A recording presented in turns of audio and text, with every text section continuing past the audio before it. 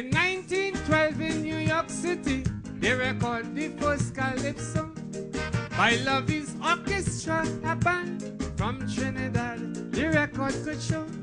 This orchestra was led by George Bailey, the musician, not the mass man.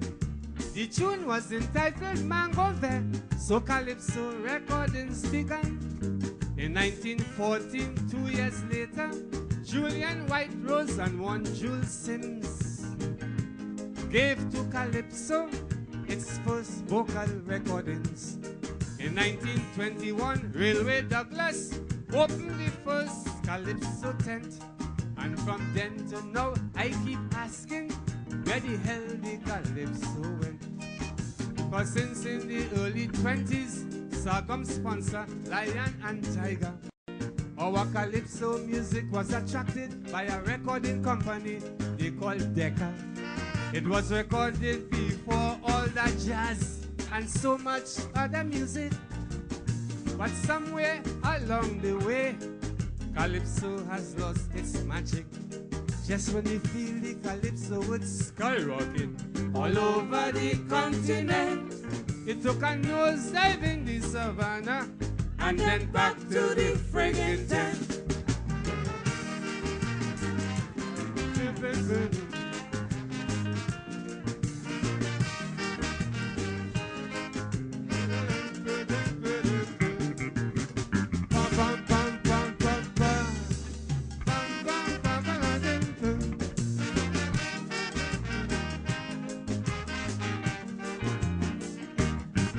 In the early 30s, calypso reached Harlem's black community, pioneered by Sir Lancelot, the Duke of Iron and Houdini, Sam Manning, Bill Rogers, the Duke of Marlborough, not forgetting Gerald Clark and Lionel Velasco.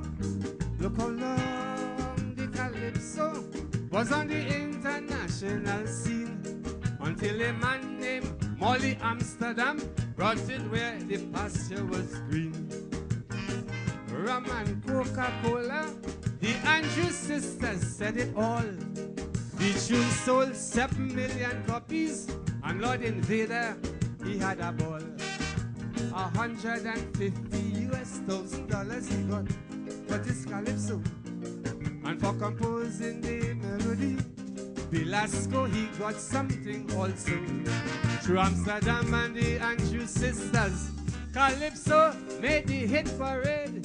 Now today, the same calypso catching his ass to make the grade.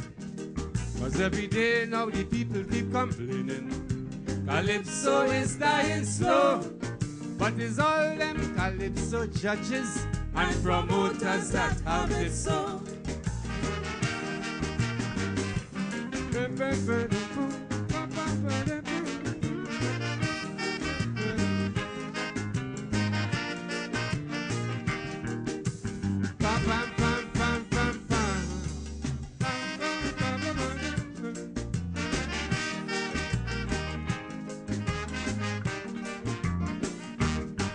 Calypso reaching Greenwich Village, calypso reached all over Broadway. Calypso sold its first million albums through Harry Belafonte. Nat King Cole recorded Calypso Blues in 1948. Chuck Berry recorded Havana Moon. That calypso was really great. Robert Mitchum, Rosemary Clooney, the Kingston Trio, Louis Farrakhan. All these people sang the calypso, Lionel Richie and Bob Dylan. Calypso, it was acknowledged, had an influence on the Motown song. Jamaicans could say, thanks to calypso, reggae music is still around. A calypsonian told me a story about Bob, Peter and Bunny recording his calypso where Sammy gone. They sang background vocals for him. Our first independence calypso king, Lord Bryner, who they sent loco, told me that Bob Marley and the Wailers pick up some vibes from Kaiso. After all these people and places, where the hell did Calypso go? And up in some cheating competition on some plastic image show.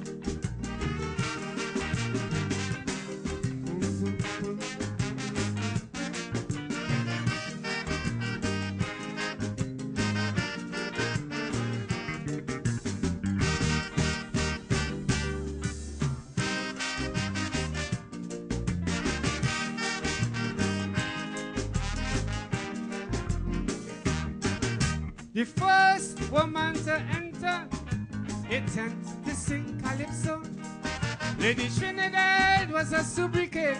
The first to cut the record also. Thelma Lane was her name. I want them female Calypsonians know about a feminist in the art, a trailblazer and fighter up long ago. And then enter Harold Phillips, a man who would create history, a Calypsonian and a panist, a concert promoter from Laventine. In his colony club in England, where he promoted his Calypso show, these white boys would walk with their guitar, and together they jammed the tempo. And then Woody told me a true story. Them white boys used to dig with me about a historic concert they pull off in Hamburg, Germany.